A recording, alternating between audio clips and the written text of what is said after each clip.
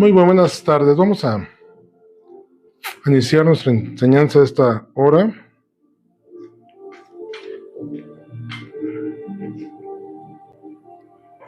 Te choco.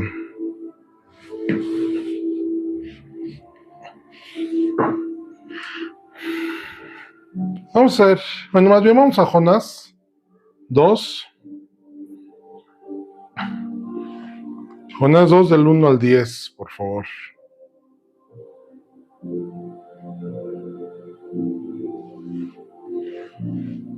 Jonás 2 del 1 al 10.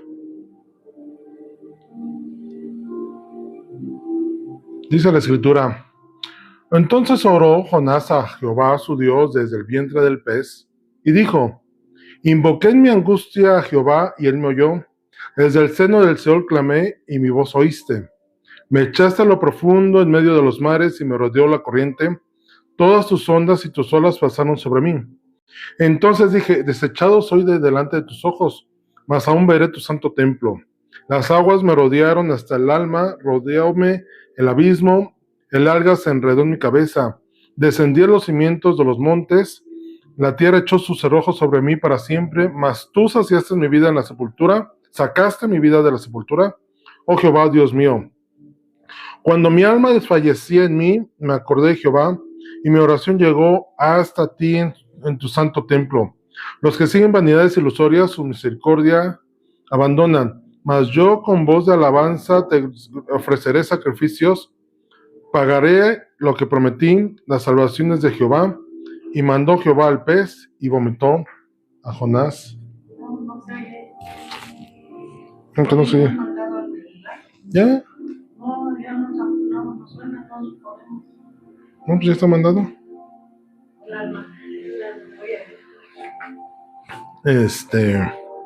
A Jonás en tierra. Dice: vomitó a Jonás en tierra. Vamos a orar. Bendito Dios y Padre Celestial, te damos gracias porque eres bueno. Gracias por tu bondad, tu misericordia, tu gracia sobre nuestras vidas. Te rogamos que en esta hora tu Espíritu Santo esté aquí. Toma el control, abre nuestra mente, nuestro entendimiento, que podamos recibir tu enseñanza, tu palabra el día de hoy, tu instrucción, y que sea para vida en nosotros. En los méritos preciosos de nuestro Señor Jesús. Amén. Dice esta misma traducción, en este mismo pasaje en Nueva Traducción Viviente, dice: entonces Jonás oró al Señor su Dios desde el interior del pez. Y creo que todos conocemos el libro de Jonás, o la vida de Jonás, que fue un profeta llamado el profeta rebelde, ¿no? En pocas palabras, o el que no quiso hacer lo que se le mandó, o el que fue tragado por un pez. Hay muchos adjetivos o circunstancias alrededor de la vida de Jonás que puede llamar la atención y, por ende, que tenemos presente.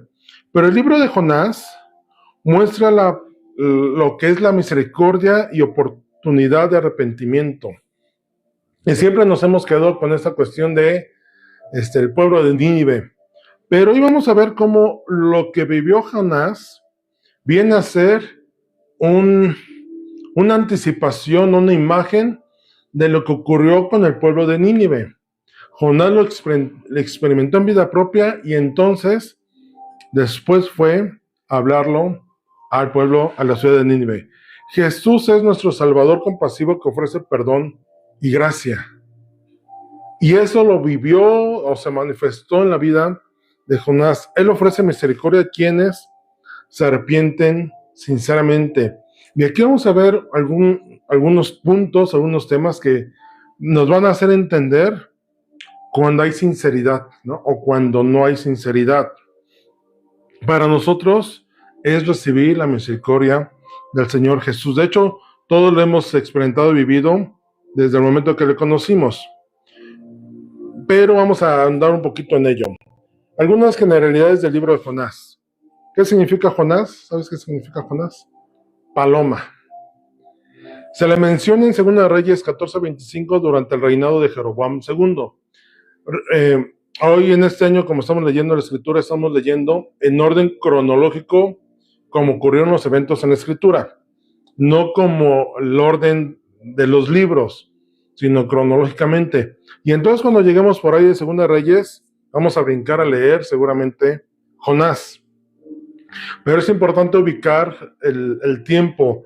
Cuando es Jeroboam rey sobre Israel, o el reino del norte, es obviamente antes de la destrucción. Jeroboam II no fue un rey bueno, de hecho fue un rey algo malito, ¿no? En cuanto a no temer al Señor y sacrificios y idolatría y toda esa parte, entre el año 783 y 753 antes de Cristo. Jonás era en el pasaje que se escribe en Segunda Reyes, dio un aviso, una profecía, una palabra en el cual el reino se expandería.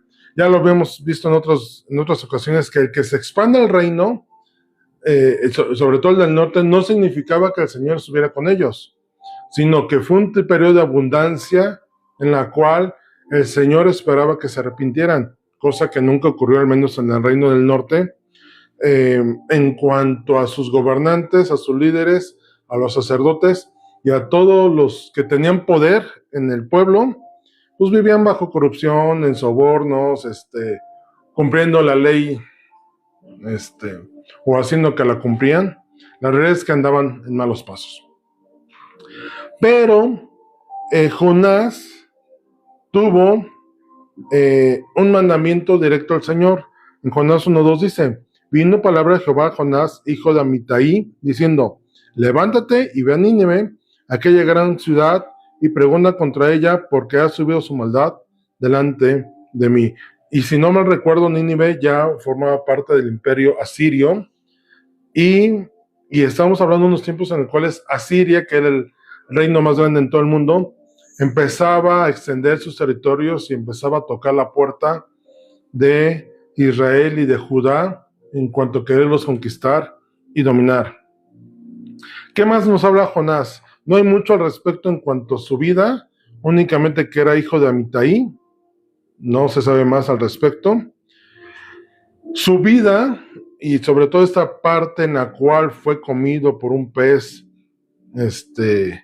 y que estuvo 3 días, es una prefigura de la muerte y resurrección de nuestro Señor Jesús, que inclusive en Mateo 12:40 se hace la misma connotación, porque como estuvo Jonás en el vientre del gran pez 3 días y 3 noches, así estará el Hijo del Hombre en el corazón de la tierra 3 días y 3 noches. Y el tiempo que estuvo Jonás en el vientre no fue un buen tiempo, ¿no? ¿Qué más podemos ver de Jonás? Es el retrato perfecto de un líder reticente. ¿Qué es reticente? Habla de una persona callada, reservada, desconfiada, o que evita revelar información voluntariamente. Vete a la vida de Jonás. Cuando Jonás estaba en el barco que empezó la tormenta y él estaba dormido, despreocupado, ¿no? Y todos corriendo y orando a sus dioses, y oye, ¿por qué será? Y él, hasta que no le preguntaron, oye, pues tú, ¿dónde eres? Ponte a orar o invocar o a ver qué haces porque vamos a ahogarnos. Hasta ese momento habló. No, él no tomó la iniciativa de decir, espérenme. Él sabía que era por su causa, de hecho. Y él no fue para decir, oigan, tranquilos, ¿no? Hasta que no vio la presión, entonces en ese momento fue que habló. También se usa para indicar renuencia o desgana a hacer algo. Claramente está en su persona cuando Dios le dice el Padre, ve a Nínive, y él ¿qué hizo? Nínive está para allá, yo voy para el otro lado. Completamente desobediente y renuente a hacer. De hecho, muestra cierta desconfianza en cuanto a ir a Nínive. Después se revela por qué, pero ir a Nínive para él era como un trabajo innecesario, porque después pareciera que reclama al Señor diciéndole, ¿para qué me envías a Nínive si de todos modos los ibas a perdonar? Yo quería que cayera fuego, que corriera sangre y que los destruyeras. Entonces, ¿para qué me insistes tanto en venir si de todos modos ibas a perdonarlos, aunque yo les predicara que se arrepintieran, ellos iban a tomar la palabra y se arrepintieron y tú los perdonaste. Si ibas a manifestar misericordia, ¿para qué me mandas, no? Si ya sabes cómo soy, ¿para qué me invitas, no? Algo semejante. Entonces, Jonás vivió primero lo que pasaría con el arrepentimiento en Nínive. Y vamos a ver ahorita esto. El arrepentimiento lleva un proceso. Pecas o pecamos y entonces viene el arrepentimiento, que es el reconocimiento de, y entonces el perdón, no pides perdón. Pero para que te caiga el 20 de lo que hiciste, muchas veces pasamos por aflicción. Y eso es lo que vamos a platicar ahorita. Y vamos a ver 4 puntos. Aflicción, traer la memoria a Yahweh, cumplimiento o restitución de lo pendiente y liberación. Y vamos a lo primero, Jonás 2, 1 al 2. Dice, entonces oró Jonás a Jehová su Dios desde el vientre del pez y dijo, invoqué en mi angustia a Jehová y él me oyó. Desde el seno de Seol clamé y mi voz oíste. Pero si te das cuenta en el primer versículo, entonces oró Jonás a Jehová su Dios, ¿desde dónde? Desde el vientre del pez. ¿Por qué no lo hizo antes?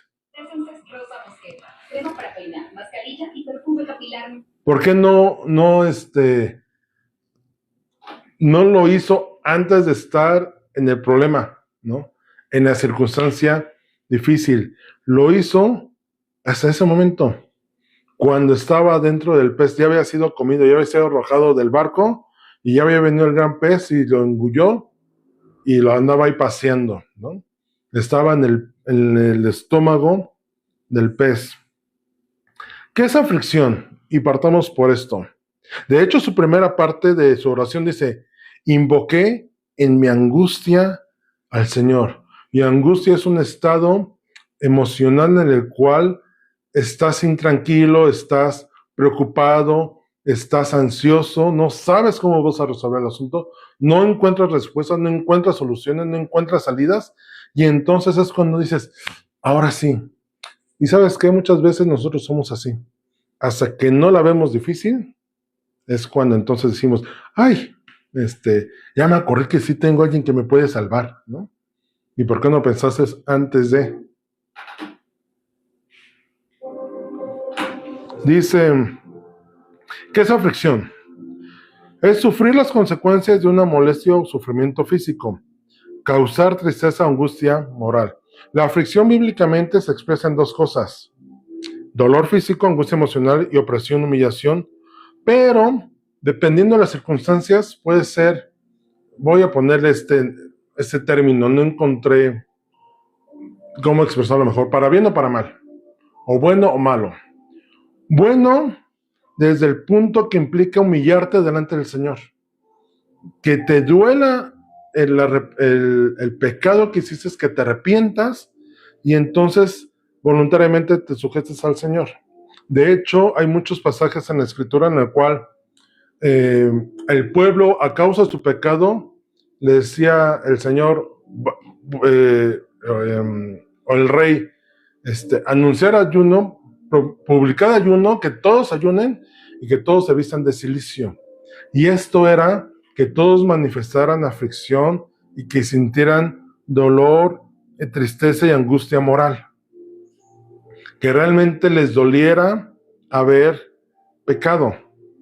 ¿Cuántas veces has visto tú a alguien que hace algo malo contra ti, por ejemplo, y viene y te pide perdón, pero su perdón se escucha más falso, más forzado y más no sincero, que tú dices, bueno, ya sé que te perdono, pero mejor quítate mi vista antes de que me vuelva a enojar. Porque tú te das cuenta que realmente no le dolió lo que hizo. Tú le dices, oye, o él a lo mejor reconoce, ay, bueno, sí, ya sí lo hice, ni modo, ¿no? Y tú, no, ni modo. O sea, muestra al menos algo de arrepentimiento. Cuán diferente es cuando alguien se acerca contigo y te dice, oye, ¿sabes qué? Medité en lo que hice, perdóname, la regué. me equivoqué terriblemente, lo siento mucho, no sé cómo recompensar esa parte o cómo restaurar esa parte. Te das cuenta cómo su sinceridad, que inclusive a veces llegan llorando y te dicen, oye, la regué, ¿no? La aflicción puede ir en ambos sentidos, tanto físicamente, que realmente cuántas veces alguien se aflige cuando hay una pérdida, por ejemplo, que hasta dejas de comer, o andas triste, o hasta no dejas de llorar, por ejemplo. Eh, y ese es un sufrimiento físico, un dolor físico. Y está el moral en el cual pues, te sientes mal, ¿no? Dices, me equivoqué, ¿cómo pudo ser, no? Y entonces viene por circunstancias externas o de enemigos, y esto es malo, lo que te decía la parte mala, que es, por ejemplo, las consecuencias a tu pecado, que te están oprimiendo, y las circunstancias internas o buenas, que es cuando el Señor utiliza esto para disciplinarnos en perfección o en fe. Puede venir después de pecado o desobediencia como consecuencia, o venir en el mejor momento para probar nuestra fe y moldearnos. Date cuenta, cuando el Señor trata algo con nosotros, ¿cuándo lo hace? No cuando estás mal, lo hace cuando estás bien, y hablo bien en un sentido de, a lo mejor estás en tu zona de confort, ¿no? En este momento no tengo problemas, en este momento mi vida va color de rosa, en este momento no tengo que esforzarme en nada, y el Señor dice, vamos a probar si tu fe o tu firmeza en mí está de acuerdo. Job, por ejemplo, vamos ahí a Job 5:17, de hecho. Job, ¿cómo vivía? Job vivía rectamente delante del Señor, en el temor del Señor. Y en su mejor momento es cuando vino a ser probada su fe. Dice Job 5:17, y aquí bienaventurado es el hombre a quien Dios castiga. Por tanto, no menospreciéis la corrección del Todopoderoso. Job en ese momento dijo, pues el Señor va a tratar conmigo. ¿En qué momento vino la aflicción para Abraham? No cuando no tenía su hijo, que era lo que estaba pidiendo. Le vino cuando ya tenía su hijo, que ya había crecido, que ya lo había disfrutado, que ya había vivido por ahí el sacrificio de Isaac. Tenía como 8 o 10 años. Ya lo había disfrutado. Y el Señor le dijo, sacrifícamelo. Señor, pero cuando mejor me estaba yendo con él, cuando ya podía jugar con él y enseñarle y quisiera y verlo subir a la bicicleta y ya empezar a dar sus rodadas, no sé si en ese tiempo había bicicletas, ¿no? Pero algo al respecto, pero llévalo a tu vida. ¿En qué momento es cuando más los fritas a tus hijos? Cuando ya entienden y pueden hacer. Y en ese momento fue cuando el Señor le dijo, vamos a probar tu fe. ¿Realmente me amas? ¿Realmente estás conmigo? Vamos a otro ejemplo. Pedro, después de 3 años y medio con el Señor, se sentía el Todopoderoso ya, se sentía fortalecido y firme, y en la cena del Señor dijo, Señor, hacia la muerte yo iré contigo. ¿Y qué dice el Señor? No, Pedro, Satanás ha pedido para zarandearlos. ¿Y sabes qué ocurrió? El Padre dio permiso de que fueran zarandeados, al punto que todos huyeron cuando Jesús fue apresado. Y Pedro, todavía de valiente, entra al patio y lo niega 2 veces, antes de que cantara el gallo. Cuando Pedro más se sentía firme y poderoso en el Señor y decir, hasta la muerte voy contigo, fue cuando fue probado. Entonces, en Zacarías 13:9 dice, y meteré en el fuego la tercera parte y los fundiré como se funde la plata y los probaré como se prueba el oro. Él invocará mi nombre y yo le oiré y diré pueblo mío, y él dirá, Jehová es mi Dios. ¿Cuándo es probado el oro? ¿Tú has visto cómo se saca el oro? Bueno, sacan la piedrita y todo. Y cuando lo ven más perfecto y dicen, oye, me saqué un lingote, una piedra, no lo dejan así. Es cuando ya lo encontraron, dicen, ahora vamos a probar si de veras es oro. Lo echan al fuego para que se funda. Y el proceso es que se tiene que hacer todo para que las impurezas salgan. Y para que eso suceda tiene que ser un fuego a altos grados centígrados. Salmo 119, 67. Antes que fuera yo humillado, descarriado andaba, mas ahora guardo tu palabra. Aquí viene la otra parte. Cuando andas de desobediente, vienen las consecuencias a tu rebeldía, a tu desobediencia o tu pecado. Dice, antes que yo fuera humillado, descarriado andaba. Andaba mal en los caminos y por eso, dice el salmista, fui humillado. Mas ahora, o sea, hay un cambio de tiempo. Antes estaba así y ahora estoy así, mas ahora guardo tu palabra. Entendí que me humillases para ser tratado por ti. Y tenemos que entender que en eso hay un propósito divino. 2 Corintios 4:17 dice, porque esta leve tribulación momentánea produce en nosotros un cada vez más excelente y eterno peso de gloria. Hebreos 12:11, es verdad que ninguna disciplina al presente parece ser causa de gozo. ¿Y a quién le gusta ser disciplinado? ¿Y cuándo eres disciplinado? ¿Cuando andas bien o cuando andas mal? Cuando llegas tarde al trabajo, ¿qué te dicen? Ah, ¿te gusta llegar tarde? Mañana si llegas tarde te voy a regresar a tu casa. Hay una historia aquí de mi papá, que cuando trabajaba tenía un compañero que pues era de los cuates, ¿no? Y en esto de ser de los cuates, a veces empiezan a tomar libertades de, pues al fin es mi cuate, voy a llegar tarde, ¿no? Entonces cuenta mi papá que este amigo vivía cerca y siempre llegaba tarde. Y hasta llegaba poniéndose, o sea, ni siquiera para llegar con el traje puesto. Llegaba corriendo poniéndose la corbata. Ay, no, es que se me hizo tarde. Y papá un día le dijo, si mañana llegas tarde, te voy a regresar. Estás llegando 8:15, 8:20, entras a las 8. No, Tobar, ¿cómo crees? Que mira. Bueno. Entonces él lo tomó a la ligera. El otro día llega tarde y papá le dijo, te regresas. Y él no creyó. ¿Cómo crees? Somos brothers, ¿no? Regrésate. Te lo dije ayer. Te voy a disciplinar para que llegues a tiempo. ¿Qué crees que ocurrió? Pues a los 2 días ya empezó a llegar antes de las 8. A nadie le gusta la disciplina. A nadie, ¿en qué es disciplina? Hacer lo que tienes que hacer cuando debes hacerlo, quieras o no quieras. Eso es disciplina. Hay disciplinas en las casas. Yo recuerdo cuando joven, ¿no? Estás de vacaciones, te toca hacer qué hacer. Pero estoy de vacaciones de la escuela, por eso, te toca hacer qué hacer. Entonces, mis papás se iban y literalmente era, a la hora que quieras hacerlo, pero cuando llegue, tiene que ser el quehacer hecho. Entonces ya yo tenía que administrarme, ¿no? Y decir, o me apuro a hacerlo, o me la llevo cansada y no me gusta hacer quehacer y de todos modos me va a pesar.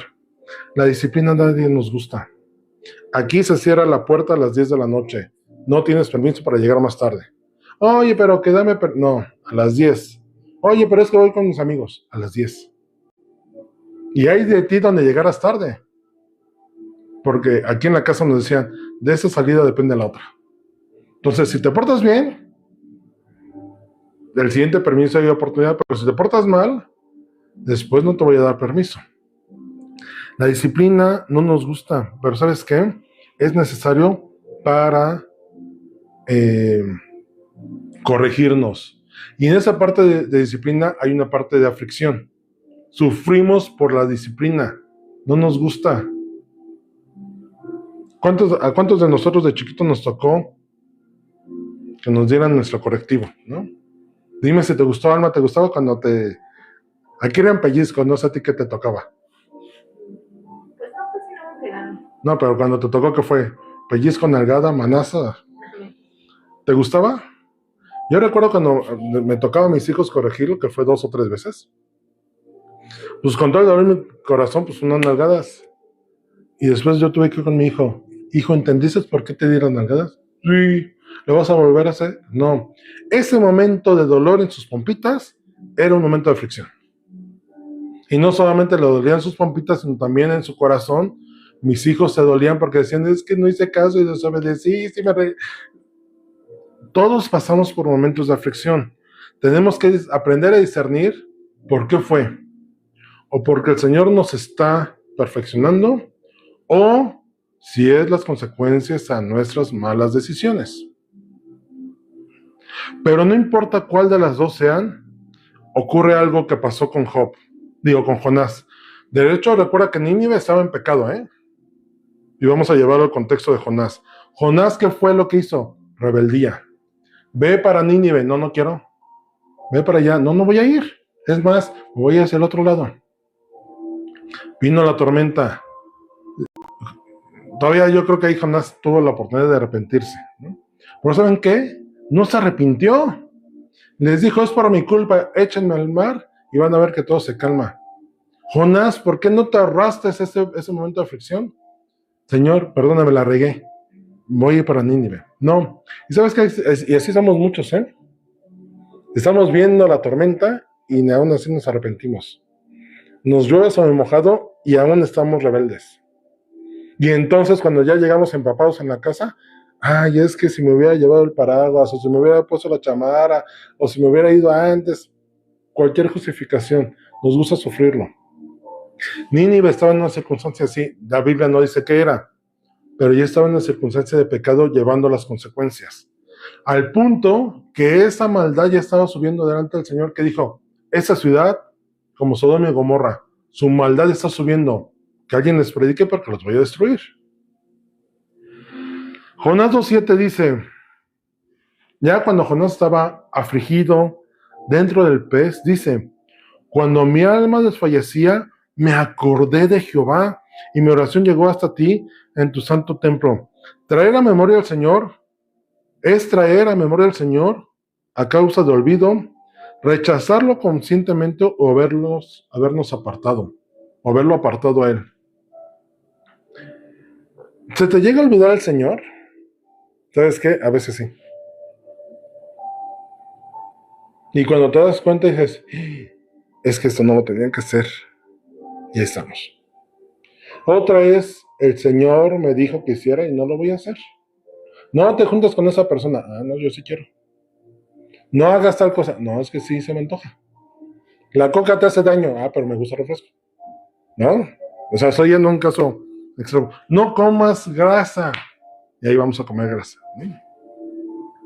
O simplemente decimos, ahorita, dame chance. Salmo 44:17 dice, todo esto nos ha venido y no nos hemos olvidado de ti y no hemos faltado a tu pacto. Cuando estamos en circunstancias difíciles, algo que tenemos que tener presente es que el Señor está ahí. ¿Recuerdas a José cuando estuvo con la patrona que quería cosas con él? En ese momento él se acordó del Señor y dijo, no voy a pecar delante del Señor. Tu esposo confía en mí y toda la casa, lo único prohibido que tengo en la casa eres tú. No voy a pecar delante del Señor, y por eso salió huyendo. Tenemos que tener al Señor de continuo presente. Salmo 63:6 dice, cuando me acuerde de ti en mi lecho, cuando medite en ti en las vigilias de la noche. ¿Tú te acuerdas del Señor antes de dormirte? ¿O cuando despiertas? Antes de hacer cualquier cosa, lo primero es que dices, gracias, Señor. ¿O te acuerdas de Él cuando comes? ¿O cuando te libra de algún problema? ¿O cuando te trae sanidad? ¿O cuando regresaste con bien a tu casa? La realidad es que tendríamos infinidad de pretextos para tenerlo presente en todo momento. ¿Y sabes qué? Ahora hay muchos comerciales. ¿Y sabes qué ocurre? Se nos olvida. A veces llegamos tan cansados que decimos, ay, ya me quiero dormir, y directo a la cama y desconectado espiritualmente, ¿no?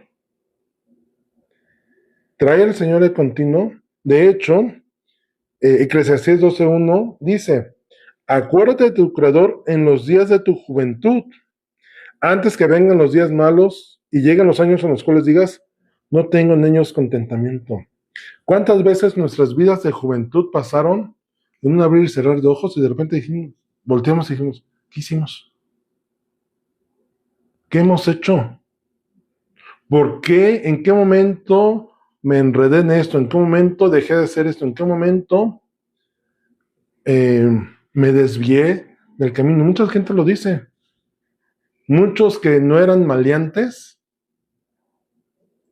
y después son maleantes dicen, es que en qué momento me empezó a juntar con fulanito y me llevó a esto y hice aquello y en qué momento la vida pasa así.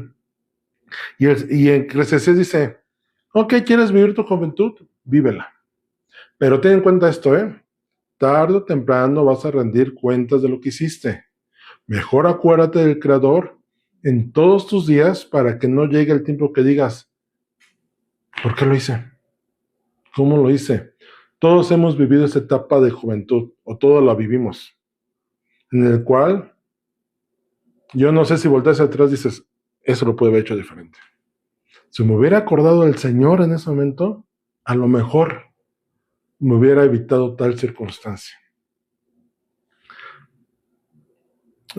Buscar al Señor y tenerlo presente debiera ser nuestro anhelo. Dice Isaías 26:8. También en el camino de tus juicios, oh Jehová, te hemos esperado. Tu nombre y tu memoria son el deseo de nuestra alma. De hecho, uno de los mandamientos dados por la ley de Moisés al pueblo y que después es una indicación directa a Josué, en Josué capítulo 1 del 5 al 9, es, no te olvides del Señor. No te apartes de sus caminos. Todavía en una oración al final de Deuteronomio, orando Moisés, hace toda una oración profética diciendo sobre la bendición y la maldición, y el pueblo hizo lo que Moisés les dijo en su cara, literalmente, y no se dieron cuenta. De hecho, hay un cántico en Deuteronomio 32, si no mal recuerdo, que es un canto dictado por el Señor a Moisés y dile, cántaselos y que ese canto sea un testimonio de lo que le estoy diciendo. Y si tú lees el canto, tú dices, ay, muchachitos, se los dijeron en su cara y ni así entendieron. Cuando Salomón hace la oración en 2 de Crónicas 7, que dice, si se humillar, bueno, la respuesta del Señor es si se humillar en mi pueblo, pero la oración es antes, Señor, si nos olvidamos de ti y vamos a la guerra y nos derrotan, Señor, si clamamos a tu nombre, tú nos perdonarás. Y si nos vamos lejos por nuestra rebeldía, si clamamos a tu nombre, tú nos oirás. Y si nos viene la peste, y si nos viene hambruna, y sabes que todos los puntos que tocó Salomón les vino sobre el pueblo. Y el Señor misericordioso siempre, voltéense a mí, acuérdense de mí, aquí estoy, vengan a mí. Jonás pasó por lo mismo. Sabía quién lo había mandado, sabía lo que estaba ocurriendo, y hasta que no estuvo en aflicción, dice, ¿cómo voy a salir de esta? ¡Ay! Y aquí la nubecita con el foquito prendido, ¿no? El Señor no puede librar de esto. El hijo pródigo habla de esto. Cuando el hijo pródigo se va, que se acaba su dinero y se olvida de la casa de su padre y está viviendo de algarrobas, que dice, bueno, aquí nadie me da de comer, yo aquí sufriendo porque quiero, y en la casa de mi padre hay de abundancia, aún los siervos comen bien. Y dice, y vino en reflexión, dice, volveré a mi padre y le diré esto. Se acordó que tenía papá. Mientras estuvo de gastalón, ni se acordó que tenía papá, porque dice que tomó su herencia y la gastó antes de tiempo. Nosotros tenemos que tener presente siempre al Señor, aún en los momentos difíciles, aunque sea de Salvador de último momento, pero acordémonos del Señor. ¿Sabes a quién le ocurrió así? Al ladrón junto al Señor Jesús. De última se acordó, y mientras el otro, hey, tú si eres el Hijo de Dios, sálvate y sálvanos. Y yo diría, ¿y con qué derecho exiges que te salven, no? ¿Qué hiciste como para merecerlo? Y al otro se le prende el foco, ¿no? Se acordó del Señor. Dice, oye, es que no, él no hizo nada. Nosotros hicimos. Y ese nosotros hicimos es, nosotros sí quebrantamos la ley. Nuestros delitos y pecados nos llevan a estar en esa circunstancia de ser crucificados. Porque hemos pecado. Y Romanos dice, la paga del pecado es muerte. Hemos pecado y merecemos esto. Por él nada hizo. Y todavía le dice, Señor, si quieres, acuérdate de mí cuando vengas en tu reino. Él no, pareciera que no clamó por misericordia. Simplemente, Señor, cuando seas, ay, apiádate de mí. Ya ahí lo que sea, ¿no? Una gotita de agua. ¿Y sabes qué dijo el Señor? No, vas, por cuanto te acordaste, mira, ahí está mi gracia. Conmigo estarás hoy en el paraíso. Y entonces, llevando el arrepentimiento, el proceso de arrepentimiento es, uno, en tu aflicción, vamos a pasar por aflicción más bien. En ese momento, tienes que acordarte del Padre, tienes que acordarte que hay una salida a tu circunstancia, a tu pecado, a tu desobediencia, y es el Señor Jesús. Ahora viene lo siguiente, ¿nos va a costar? Sí. Jonás 2:9 dice, pero yo te ofreceré sacrificios con cantos de alabanza y cumpliré todas mis promesas, pues mi salvación viene solo del Señor. ¿Qué es un sacrificio?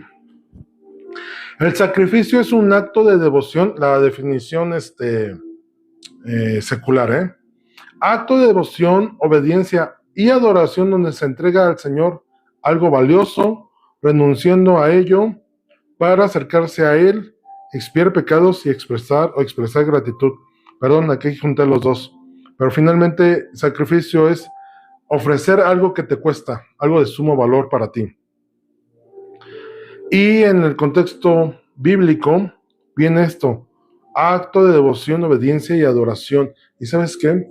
Esos actos nos cuestan trabajo, porque ser devotos, obedecer y darle adoración al Señor o vivir una vida de oración no es algo que se nos dé por naturalidad.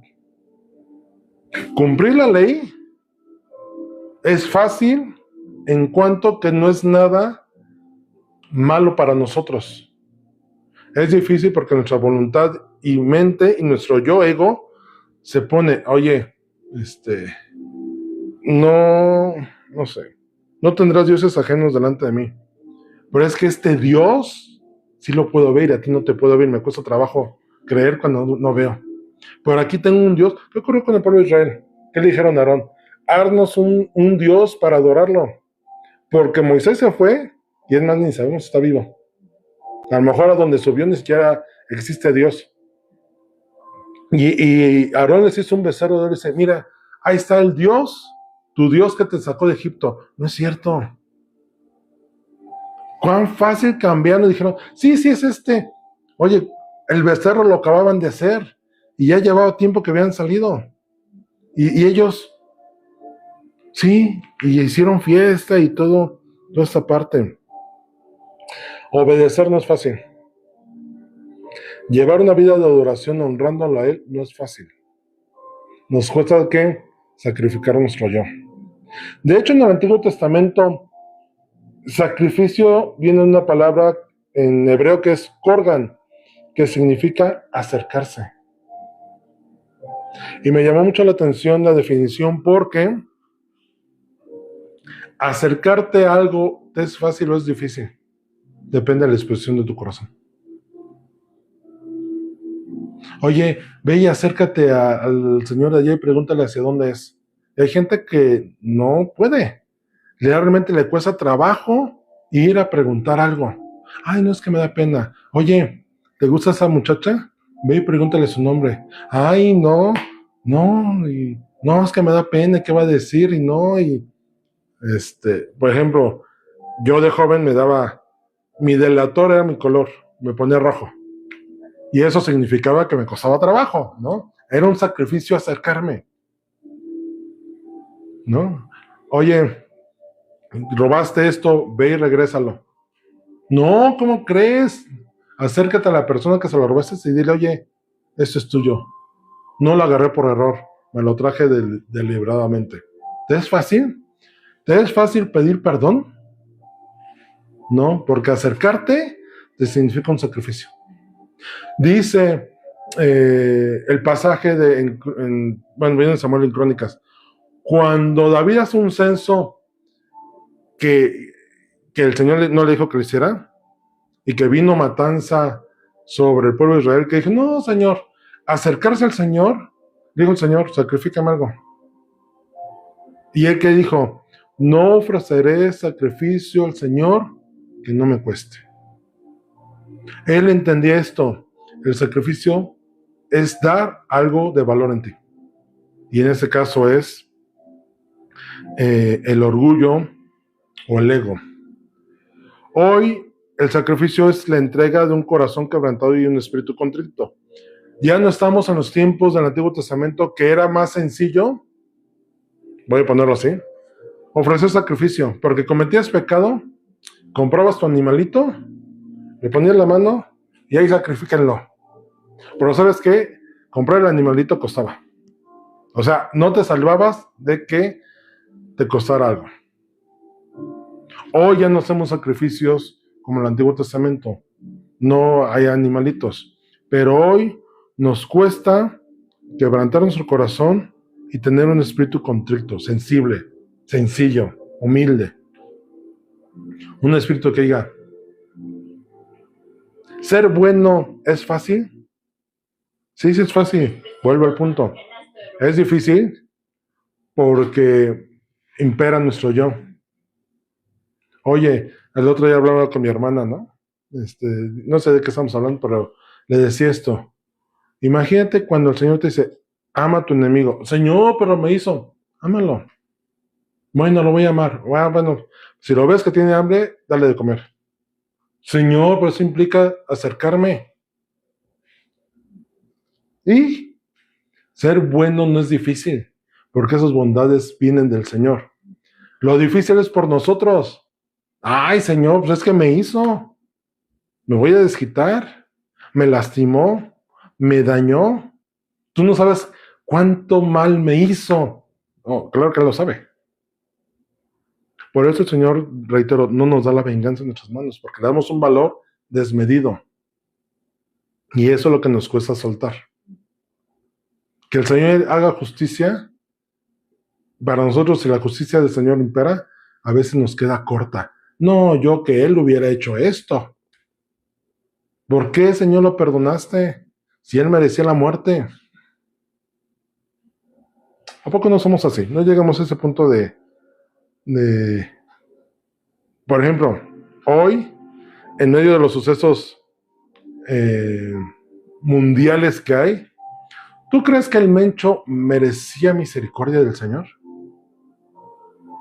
No, es que vendía droga y era narcotraficante y, ¿sabes qué? A tus ojos, a lo mejor no, pero a los ojos del Señor sí.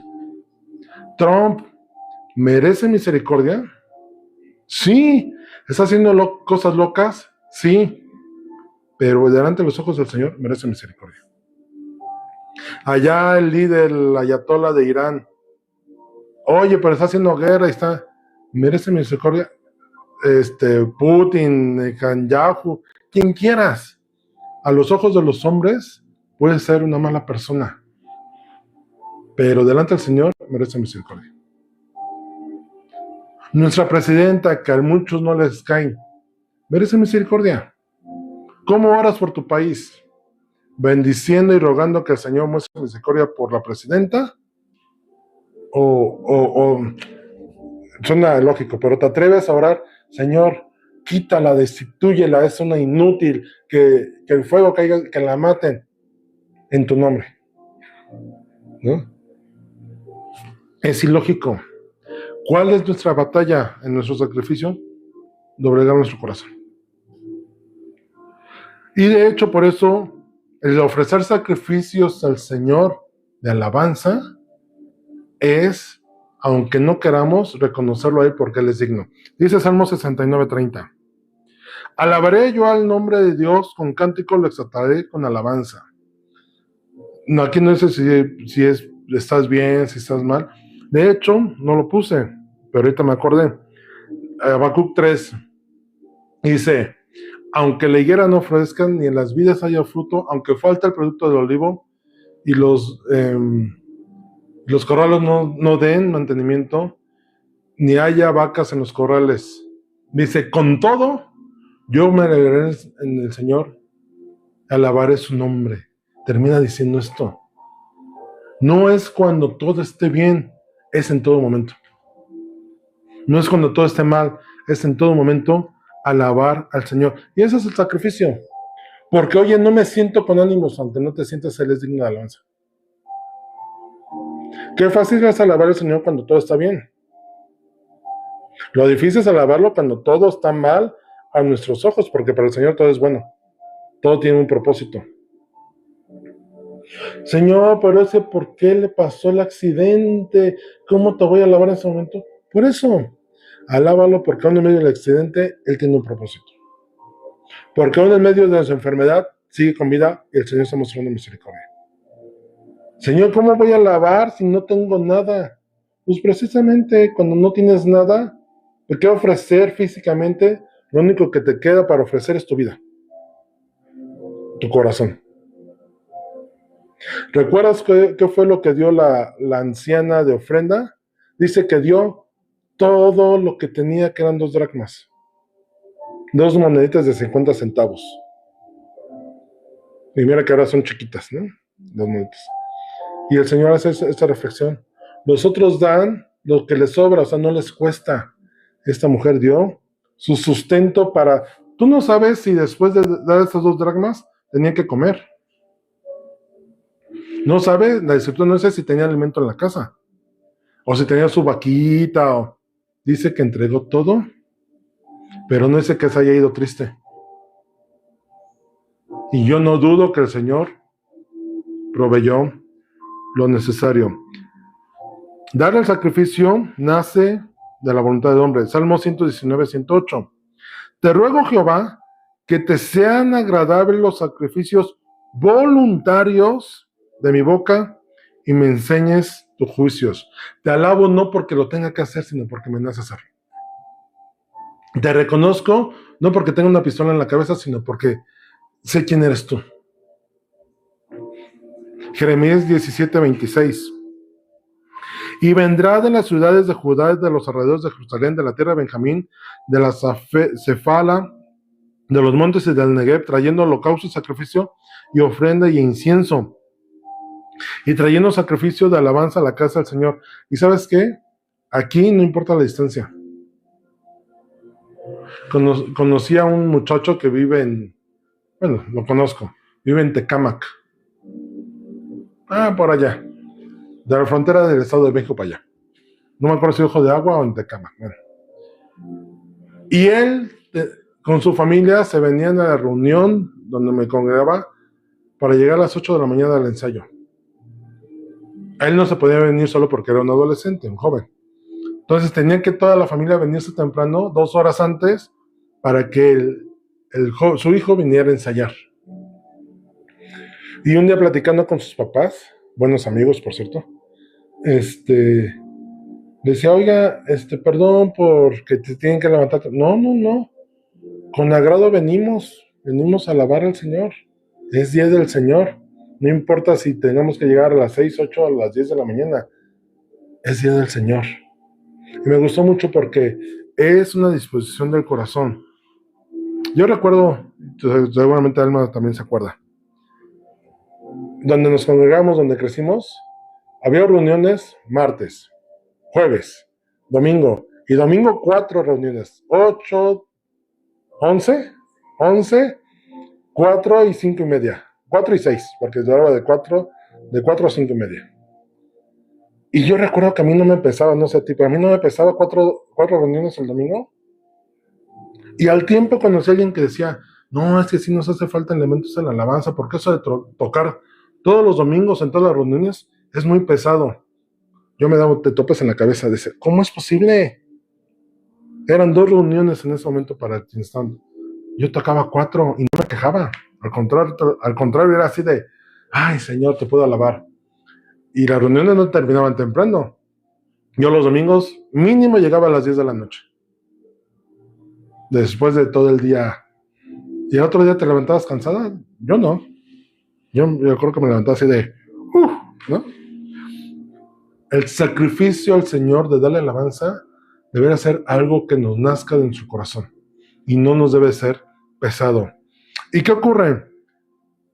Jonás en el vientre del pez dijo, Señor, ahora sí te voy a sacrificar. Lo que no te he dado te lo voy a dar. ¿Por qué? Porque ya entendí que la regué. Estamos obligados a restituir lo que es del Señor. Mínimo su alabanza. Mínimo el reconocimiento de Él. Y Jonás así lo entendió. Y por último, dice 2:10, que el pez fue y escupió, aventó a Jonás en una playa. Y eso es la liberación. ¿Qué es liberación? Acción de dejar libre al que estaba preso, esclavo, sometido o humillado. El Señor no solamente nos libera de cuestiones físicas, sino de toda cuestión espiritual y almática. Él nos trae a libertad. Él nos deja, nos quita las cadenas que nos estaban oprimiendo para que podamos ser libres. ¿Qué es lo que impide qué es lo que impide la libertad? Perdón, ¿qué es lo que evita la esclavitud? Que te puedan mover libremente. Puedes estar encerrado en tu casa, pero estás confinado a tu casa. Entonces, estás esclavo en tu hogar. Estar esclavo en una relación, ¿qué conlleva? No tienes vida social, ¿no? Prácticamente. Es más, dejas de ser tú. ¿Qué otra esclavitud puede haber? Esclavitud de cárcel, propiamente.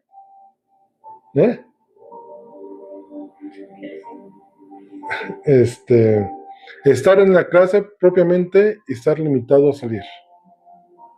Eres esclavo del celular y no te das cuenta que hay más actividades. De hecho, los niños se han vuelto esclavos del celular y en lugar de jugar y convivir, se la pasan aquí pegados, ¿no? Nosotros como adultos hemos también cometido ese error. Estamos a la mesa y todos con el celular. El Señor nos libra de la muerte a causa del pecado. Dice 1 Samuel 17:37. Añadió David, Jehová que me ha librado de las garras del león y de las garras del oso, él también me librará de la mano de este filisteo. Dijo Saúl a David, ve y Jehová esté contigo. Él libra aún nuestras vidas del riesgo de morir. Él nos libra, si nos libra de cosas naturales, que no nos libre del hombre, de otra persona que nos quiere hacer daño. Ay, no voy a salir porque qué tal si viene el vecino que me odia y me hace algo. Ay, no voy a salir porque qué tal si el perro que está afuera me muerde. Él nos trae a libertad completa. ¿Recuerdas a Daniel cómo fue librado de forma sobrenatural? Dice él en Daniel 6, el Señor mandó a su ángel que cerró la boca de los leones. Y no estaba hablando metafóricamente, estaba hablando literalmente. Él nos libra de una manera que aún lo sobrenatural se manifiesta en nuestras vidas. Y a veces ni nos damos cuenta. Nos libra de que salgamos con daños. Los amigos de Daniel metidos al horno, dice que cuando salieron, que no le han chamuscado nada. Ni siquiera tenían algo, un pelo, un hilito quemado. De eso los libró. Si eso lo hizo el Señor, ¿qué no lo hará con nosotros hoy? Cuando nos arrepentimos y viene el perdón, estamos libres de toda culpa, de toda opresión, de todo resentimiento y de todo el sentido de venganza. Él nos libra de eso. Por eso es importante ver lo que ocurrió con Jonás. Jonás se arrepintió y fue liberado del pez que lo tenía esclavizado, que lo tenía encerrado, que lo tenía no libre. ¿Qué ocurrió? Y Jonás no lo entendió. Va y predica a Nínive y el Señor los perdona, los libera. Ellos reconocen al Señor y lo buscan. ¿Y sabes qué es lo que hacen? Hacen ayuno y le hacen un sacrificio al Señor. De su aflicción, muestran aflicción, se arrepienten, reconocen al Señor y cambia la vida de toda la ciudad de Nínive. Y Jonás se enoja después, porque dice, Señor, ¿por qué los liberaste? Y ¿sabes qué? Nosotros a veces somos así. El Señor lo hace con nosotros, pero no queremos que con los demás muestre misericordia ni los perdone. Jonás lo vivió. Y después el Señor trató con Jonás y le dijo, mira, estabas feliz con la calabaza que te dio sombra, porque no te costó nada. Y porque se marchitó te enojas. Yo quise perdonarlos porque de mí nació. A ti no te cuesta perdonarlos. A ti te costaría perdonarlos, perdón. A mí, como Señor y Padre Celestial, Padre Misericordia, no me cuesta trabajo. ¿Pero qué ocurrió? El pueblo se arrepintió. Jonás se arrepintió de su regada, de su desobediencia, de irse lejos, de no atender la voz del Señor, y tuvo que pasar, ser liberado del pez, y tuvo que pasar por aflicción, tuvo que pasar por la humildad de reconocer al Señor, de acordarse de Él, y de restaurar lo que se había quebrantado. En este caso, su restauración fue, pues tú me dijiste que fuera, voy a restaurar este mandamiento que me diste, voy a ir a donde me dijiste. Quédate con esto en esta hora. Si estás por un momento de aflicción, vuélvete al Señor, búscalo,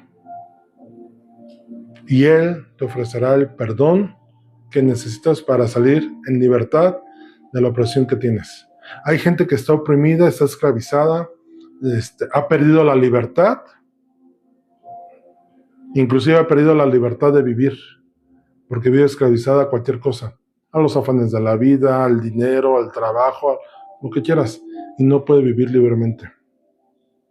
Vive esclavizado del odio, del resentimiento, de la venganza, y no tiene la libertad de vivir en amor. Si estás pasando por momentos de aflicción que te evitan vivir esto, esas bendiciones del Señor, hay que arrepentirnos. Hay que cambiar nuestra vida y dejar que el Señor nos moldee. Vamos a orar. Bendito Dios y Padre Celestial, te damos gracias por tu palabra. Gracias por las vidas de estos hombres que utilizaste como la vida de Jonás, en los cuales podemos aprender de tu misericordia sobre nosotros. Señor, tú eres un Salvador compasivo, tan paciente que tuviste que tratar y moldear a Jonás conforme a tu voluntad, aún dentro de su rebeldía. Pacientemente esperaste, compasivamente esperaste a que él se arrepintiera, que él cambiara su actitud, que dentro de su aflicción se acordara que eres real, existes y estás al alcance de nosotros con una simple oración, un simple clamor de nuestro corazón. Señor, perdónanos cuando hemos sido rebeldes. Perdónanos cuando hemos sido confrontativos contigo, desobedientes, iracundos son contigo, que te culpamos de las cosas. Perdónanos, Señor. Y si estamos en aflicción a causa de nuestra rebeldía, de nuestros pecados, perdónanos, Señor. Restáuranos contigo. Y Padre, si estamos pasando por un tiempo de disciplina, de trato tú con nosotros en aflicción, para mejorar nuestro carácter, para cambiar nuestro carácter y fortalecer nuestra fe, Señor, danos la fortaleza de estar firmes en ti, de verte aún en medio de esas circunstancias y ver el fin que tú tienes para con nosotros. En tus manos estamos, Señor, y en ti esperamos. Perdónanos, Señor, cuando hemos sido rebeldes contigo. Nos arrepentimos y cambiamos nuestra manera de pensar y de vivir. En los méritos preciosos de nuestro Señor Jesús.